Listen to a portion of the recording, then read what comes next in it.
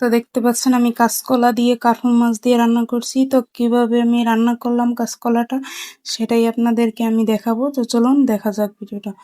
তো আমি প্রথমে নিয়ে নিয়েছি মাছ, কার্পু মাছ হলুদ মরিচ দিয়ে মাখিয়ে নিয়ে নিয়েছি কাঁচকলা কেটে দিয়ে পরিষ্কার করে নিয়েছি, মরিচের গুঁড়ো, হলুদের গুঁড়ো, জিরার গুঁড়ো, ধনের গুঁড়ো, লবণ নিয়ে নিয়েছি, সম্পূর্ণ মশলাটা পেঁয়াজ কুচি কাঁচামরিচ নিয়ে নিয়েছি। তো এখন আমি চুলাতে প্যান বসিয়ে দিলাম। তো প্যানের মধ্যে এখন আমি তেল দিয়ে দিচ্ছি, দেখতে পাচ্ছেন। তো প্যানের মধ্যে আমি তেলটাকে দিয়ে দিচ্ছি। তো তেলটাকে একটু গরম করে নেব, তারপরে আমি মাছটাকে দিয়ে দেব। তো তেলটা কিন্তু প্রায় একটু গরম হয়ে গেছে, এখন আমি মাছটাকে দিয়ে দিচ্ছি, দেখতে পাচ্ছেন। তো মাছগুলোকে এখন আমি ভালো করে একটু ভেজে নেব, তার জন্য মাছটাকে দিয়ে দিচ্ছি। তো মাছটাকে একটু ভালো করে এক পাশ মাছটা ভাজা হয়ে গেছে, তা দেখতে পাচ্ছেন এক পাশ ভেজে নিয়েছে। এখন অপর পাশটাও আমি মাছটা উল্টিয়ে দিয়েছি। তো এখন অপর পাশটাও একটু ভালো করে ভেজে নেব। তো দেখতে পাচ্ছেন আমি মাছগুলো কিন্তু ভেজে নিয়েছি। তো এখন আমি মাছগুলোকে একে একে নামিয়ে নিচ্ছি। একে একে মাছগুলোকে আমি সবগুলো মাছ আমি এখন নামিয়ে নিতেছি। তো দেখতে পাচ্ছেন মাছগুলো ভালো করে ভেজে নিয়েছি। তো এখন আমি মাছগুলোকে নামিয়ে নিয়েছি। তো এখন আমি ওই মাছ তেলের মধ্যেই পেঁয়াজ কুচি আর কাঁচামরিচ ফালা দিয়ে দিচ্ছি। তো দেখতে পাচ্ছেন পেঁয়াজ কুচি আর কাঁচামরিচ ফালা দিয়ে দিচ্ছি, এগুলোকে এখন একটু ভালো করে ভেজে নেব।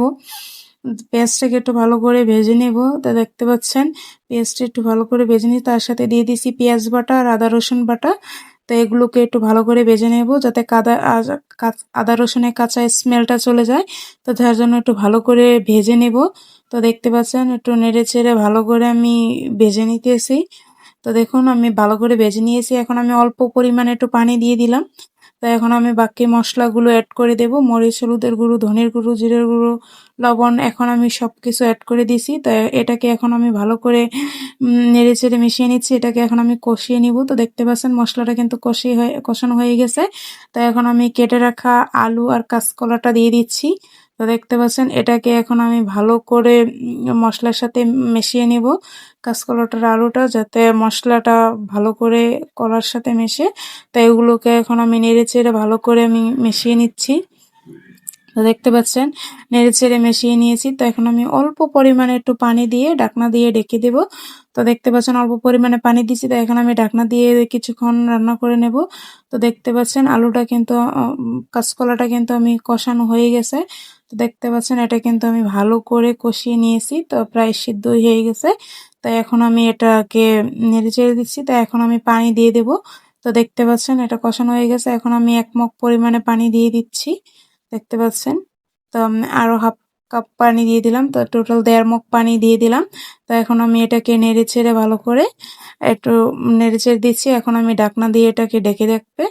তো দেখতে পাচ্ছেন এটাকে এখন আমি ঢাকনা দিয়ে ঢেকে 3 থেকে 4 মিনিট বা 5 মিনিট রান্না করে নেব। তো এখন আমি দেখতে পাচ্ছেন ঝোলটা উতলি আসছে। তো এখন আমি মাছগুলোকে দিয়ে দিচ্ছি একে একে। তো মাছগুলো দিয়ে দিচ্ছি, সম্পূর্ণ মাছগুলো যাতে ঝোলের সাথে মাছটা মিশে যায়। তো দেখতে পাচ্ছেন মাছগুলোকে দিয়ে দিছি। তো মাছগুলো এখন একটু নেড়ে চেড়ে ঝোলের সাথে মিশিয়ে দিচ্ছি, যাতে মাছের মধ্যে ঝোলটা ঢুকে, তার জন্য।